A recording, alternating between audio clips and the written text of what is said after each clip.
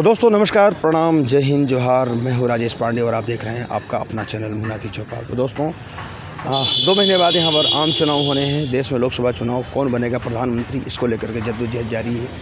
देश से लेकर के गांव, शहर, कस्बे में इसकी चर्चा शुरू हो गई है। तो लोग क्या चाहते हैं, लोगों का मिजाज क्या है, लोग किसके हाथों में देश सुरक्षित है, ऐसा सोचते हैं।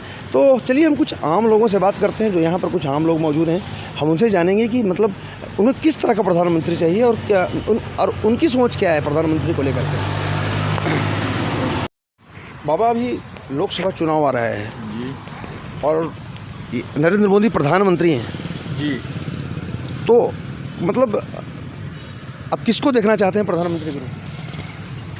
वो प्रधानमंत्री के नाम पे नरेंद्र मोदी ठीक हैं, लेकिन जो इन्होंने आज से कई साल पहले की एक समस्या जो थी, जिसको कि आज तक कितने प्रधानमंत्री आए और चले गए, कोई समस्या का हल नहीं कर पाया था, उनको इन्होंने किसी को बिना जानकारी हुए ही ये समस्या का हल कर दिए।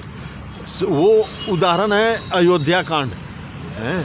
और रहा सवाल कि एक घर में कोई भी गार्जियन सभी परिवार को खुश नहीं रह सकता, तो ये तो पूरा देश के मालिक हैं, तो ये सभी को कहाँ से खुश रख सकेंगे।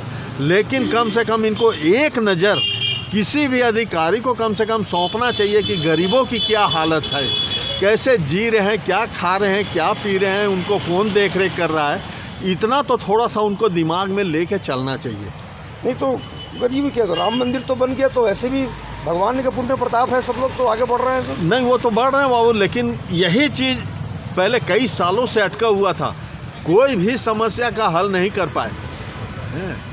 लेकिन मोदी जी ने कर दिया, लेकिन इन्होंने कर दिखाया। लेकिन आपको दिक्कत है कि गरीबों को सुनने वाला कोई नहीं है। कम से कम इनको ये तो देखना चाहिए, इतने बड़े देश में, पूरा भारत देश में हमारे जैसे कितने विकलांग लोग होंगे जो रोड में भटक रहे हैं, जो दाना दाना के लिए मोहताज हैं। ये सब के लिए इनके पास कोई साधन नहीं है। आज सोसाइटी वाले हम जैसों को चावल तक नहीं दे रहे हैं। हमारे हक का वो चावल जो बचता है हर महीना, उसको बेच के वो खा जा रहे हैं। अब बताइए हम लोग को कौन देखेगा, कौन देगा? हम लोग क्या कर सकते हैं? मतलब एक और अगर नहीं तो उनके पास कोई उपाय नहीं है, तो रोड में खड़ा करके गोली चलवा दें, बात खत्म है, कच ही खत्म हो जाएगा, संख्या भी कम हो जाएगी। नहीं बाबा, तो ये समस्या तो शुरू से रहेगी, इसके लिए मोदी जी जिम्मेदार थोड़े हैं। नहीं, जिम्मेदार नहीं है, लेकिन जब अभी वो अपने कुर्सी में प्रधानमंत्री के रूप में अभी बैठे हैं, थोड़ा सा इनको ये चीज़ तो देखना चाहिए ना। इस चीज़ का तो कम से कम बदलाव करेंगे। अरे इस चीज़ को अगर वो करेंगे तो नीचे वाले ऊपर वाला भी देखेगा। बिल्कुल। लेकिन यहाँ तो बाबू कुल मिला के 100 बात की एक बात है कि बने हुए की दुनिया है, बिगड़ा हुआ का कोई नहीं।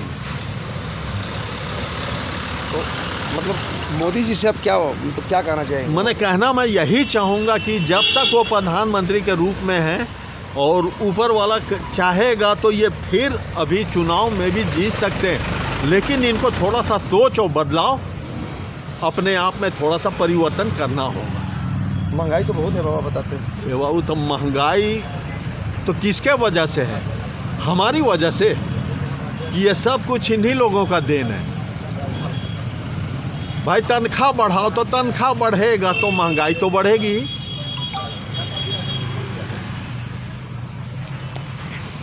1970 आसपास में लोगों का तनख्वाह 5,000 रुपया से ज़्यादा नहीं था बाबू, बल्कि 5,000 से कम के अंदर में था। उस दिन हर परिवार 10-10 परिवार को लेकर के निश्चिंत होकर के पालते पोसते थे।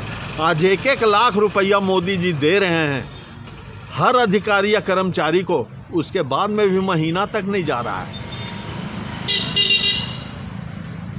तो तनख्वाह बढ़ेगा तो महंगाई तो बढ़ेगी। ये तो कर्मचारियों का मन में फिर लालच है, तनख्वाह बढ़ाओ। लेकिन वो ये नहीं सोचते, एक ही पहलू देखते हैं, वो दोनों पहलू देख के चलना चाहिए। अगर तनख्वाह बढ़ेगा तो महंगाई बढ़ेगी। सिर्फ निगेटिव देखने से नहीं होता है ना बाबू, कम से कम पॉजिटिव भी तो देखें। और सरकार बोलती है हमारी छत्तीसगढ़ शिक्षित है। काहे का शिक्षित? मैं तो नहीं मानता। आज लोग गुटखा चबा के कम से कम 100 रुपया का थूक देते हैं, लेकिन किसी गरीब को 5 गो रुपया हाथ में नहीं देते। काहे का शिक्षित? काहे का इंसानियत? मैं नहीं मानता। और हमारे जैसे कितने होंगे, लाखों में करोड़ों में। भाई जिसको भी तकलीफ लगेगा वो यही चीज़ बोलेगा जो आज मैं दोहरा रहा हूँ।